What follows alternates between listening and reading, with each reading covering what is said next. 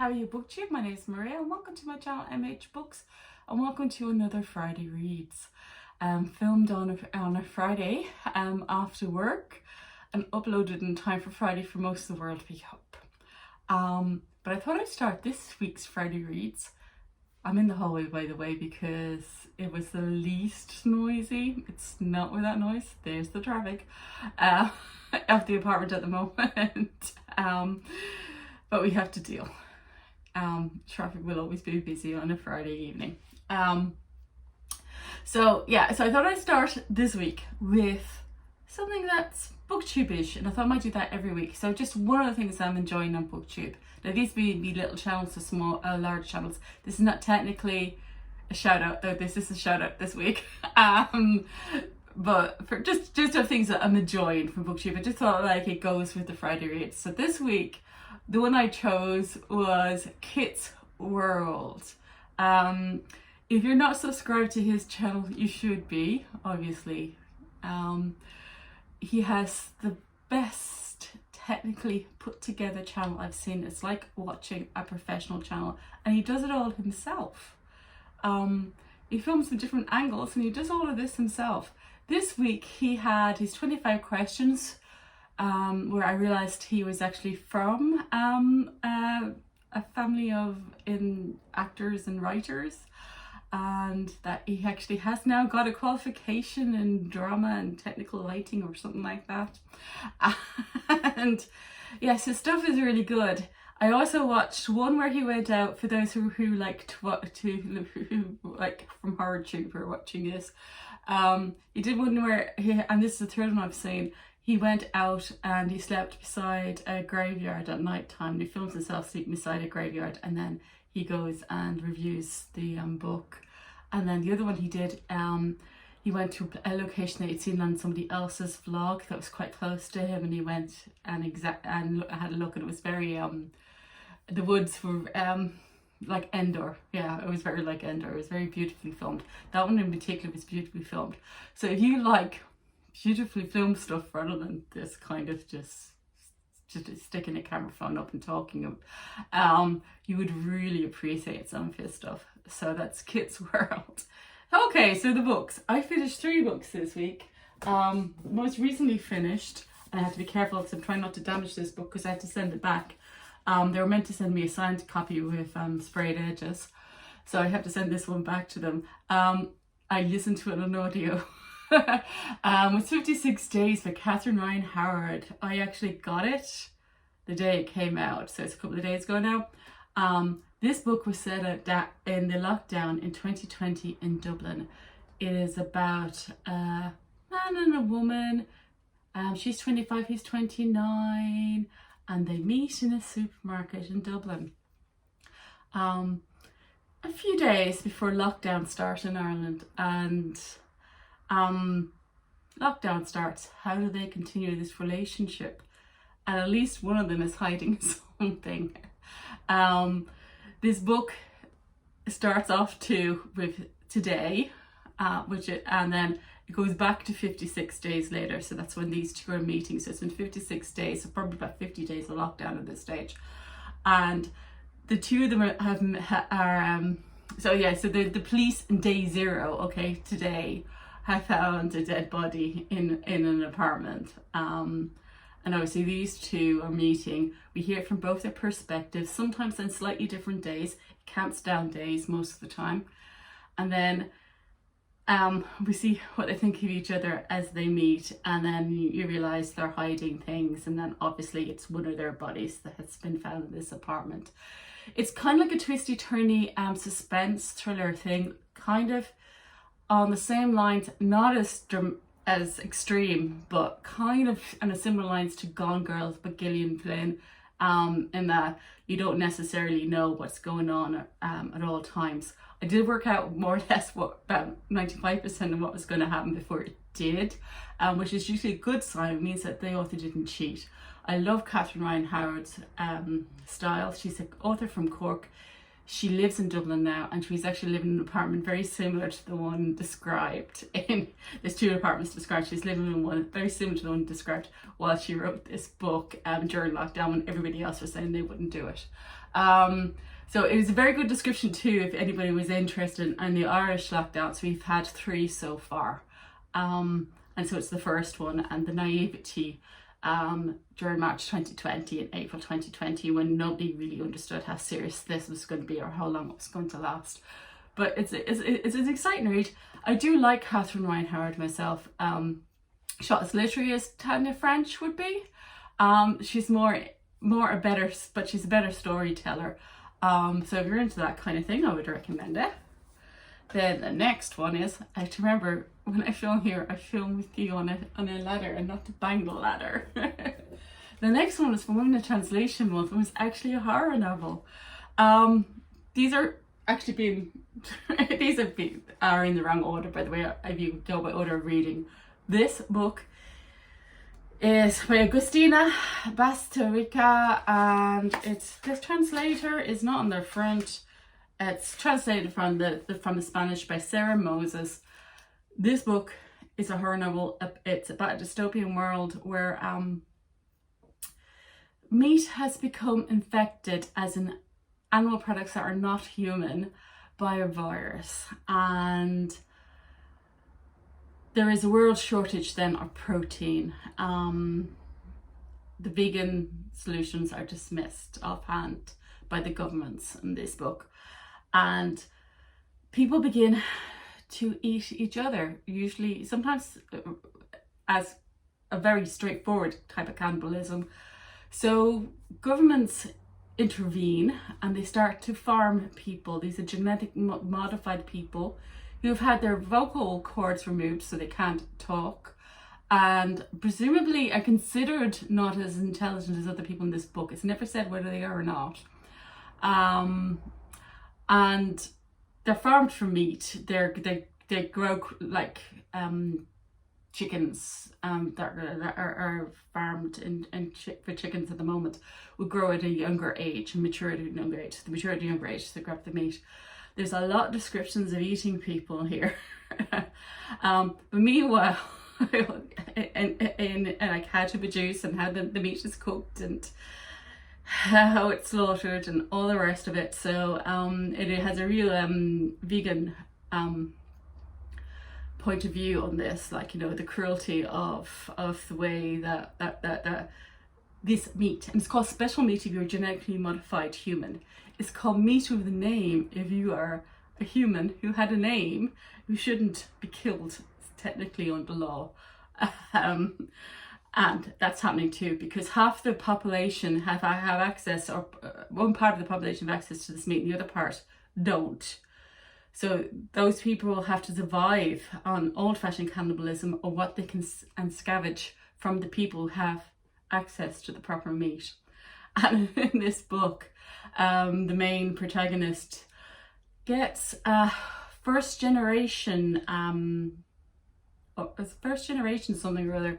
She is a human who was born from this genetically modified meat and is considered even more of a delicacy. She's been bred from it, so she's the first they're the first generation that have been bred for this purpose without genetic modification for this meat. And it's him dealing with her as if she is a person, and some of the dilemmas in that. And this book, the last sentence, is absolutely horrific. This is not for the faint-hearted, for anybody squeamish. Has a great message of the importance of how we deal with animals and look after animals, and whether veganism is truly an option. So that's where I'm going to leave that one. Then I did finish the book I started in 2020. We have Drood, lads. Drood by Dan Simmons. I started it and I put down for about 6 months and picked up again. It's a story told from Wilkie Collins' perspective. He's writing the story. He's supposed to have hidden it for how long ago? 1850, I'm guessing, about 150 years, is it? I have to look up when all these guys, it's 1870 and things in this book, yeah, so about 150 years. He's locked this story away because he's telling the story of his best friend, Charles Dickens, in the last few years of Charles Dickens' life, and how Charles Dickens came to write the book Edwin Drood. It is not... so he's hidden it because people want to appreciate how he portrays Charles Dickens in real life. Wilkie Collins, this wouldn't appreciate how he was portrayed either. This is an unreliable narrator. Wilkie Collins seemingly was addicted to opiates, which I presume Dan Simmons is explaining why, because during these years he's writing his last famous book. He writes loads more afterwards, but he's writing his last famous one, which is The Moonstone, and after that the quality of his writing is supposed to have gone down. I've not read them, I don't know. And so he's explained by that, but it's also explaining is these supernatural events, because Dan Simmons is more or less a horror or a science fiction writer sometimes, are these actually happening, or is it Wilkie Collins' drug-addled brain that's doing it? This, by the way, I have not read Edwin Drood, but it's the beginning of Edwin Drood 2 with somebody on opiates, and then it's a important part of The Moonstone as well, where somebody does something on opiates that they don't know they've done. So this is the whole premise of this book. It is, nearly 800 pages, so it's in the style of Wilkie Collins in that sense. Extremely well researched, absolutely. Dan Simmons must have had a ball. He must have loved all the, I presume he still does, the Charles Dickens novels and the Wilkie Collins novels as well. He is extremely well researched their lives. The parts, knowing that this is actually coming, it's a very fictionalized, okay, because this it may or may not be horror, but it's a fictionalized version of history, where, you know, supernatural events occur or may not have occurred, depending. So it has all of this, but I actually lost the track of my thoughts there. Look, we'll let it go. So Dan Simmons, The Drood, recommended for those who like alternative histories. Okay, so those are the 3 books I've read. The books I've been continuing on with reading, see, that's the problem with that ladder. The problem I've used in the hallway. And the other thing is I don't have, the tripod isn't tall enough for this, for me standing up. And there's not enough room in the hallway, it's a hallway. See? So continue on reading from last week. Halfway through the Mad Women's Ball, I see that Jen Kamilov didn't particularly gel with this one. I'm actually quite enjoying it. It's very gothic-y. It reminds me of, it's just here somewhere, Affinity by Sarah Waters. We have 2 protagonists so far. One is the matron in a mental hospital, a mental health hospital. And the other one is a 19-year-old who's just been forced into admittance at this hospital because she sees and talks to ghosts. The Mad Women's Ball itself hasn't happened yet, so I'll tell you a bit more about that when I get to it, because we want to keep this short for Friday reads. Cursed Bunny. Loving Cursed Bunny. The Cursed Bunny stories. Okay, the head is about a head that pops up out of the toilet. That's the weirdest thing I've ever heard. It is just weird, just plain weird. The embodiment is about a woman who gets pregnant from taking too much contraceptive pills because of period pain. But it's also about the search for a father, because she gets pregnant and she doesn't have a father for the baby, and the search for a father, and it does have some, the societal pressure to have a father for a baby is a big theme in that story. Cursed Bunny itself is the good old-fashioned curse of gypsy curse almost. The family can put curses on objects, and obviously you put a curse on something, there's consequences to the person who puts the curse on it as well. But it's a big description of what happens when they curse. It's not actually a bunny itself, it's a bunny on a lampshade, and you have to rub the bunny to turn the lamp on. The Frozen Finger is a good old-fashioned ghost story and of revenge. Snare is like almost like a fairy tale, and the geese lay the golden eggs, except that one goes straight from the horror version, the horror part of fairy tales. It's horrific.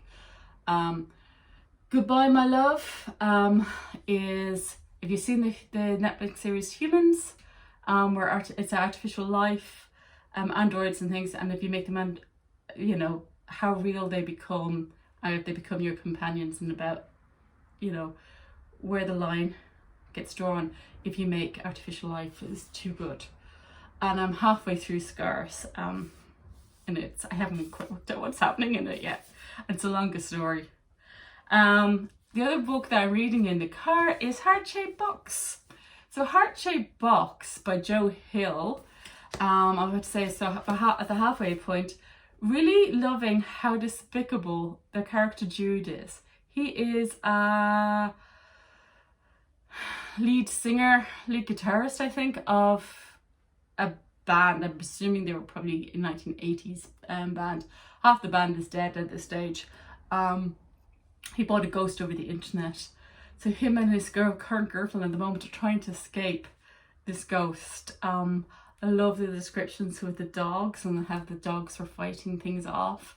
And just really enjoying how despicable yet likeable Joe has written this character called Drood. I think Joe Hill is, most people know, the son of Stephen King. He writes characters better than Stephen King does. He always, I have disagreements with this all the time, but he does. He is better at characterizations than Stephen King. Stephen King is just my favourite. He's just not the better writer by any stretch. Okay, still continuing on with Sanctuary, okay? Need to actually catch up with that group. I'm behind in the Boxer group. Still reading Hurricane Season by Fernanda Melchor, and it's translated by, I hate when I can never find, Sophie Hughes. I should remember these off by heart because I can never find them, and I always remember. Still reading stories by, On the Land, stories by Anton Hur, translated by Ellen Cassidy. Still reading The Gathering by Anne Enright, about 3 chapters in that one. Not Started Yet from August TBR. One of my favourite Polish writers, Ogold Tokaczak, Primeval and Other Stories. This one is translated by Antonia Lloyd-Jones, which I think did her Drive Your Bones Over the Plough. I can never say it. Too long a title, and Flights. Her other 2 books. Night Swimming, though Doran Finn hasn't started Space in the summer of 1976. This is from my Read More Irish Women TBR, or the Read Irish Women Challenge TBR. I keep saying it the wrong way around. And Quillan Hughes is also from that Read Irish Women TBR. So these are 3 books I haven't started at all from my original TBR. So if you followed that, you will see. I went off and I started reading other things as well. But you know, that's what you do. It's about having fun. So meanwhile, that's the end of the Friday reads. I hope whatever you're reading that you're enjoying it. I'm looking forward to watching all your Friday reads. Bye now.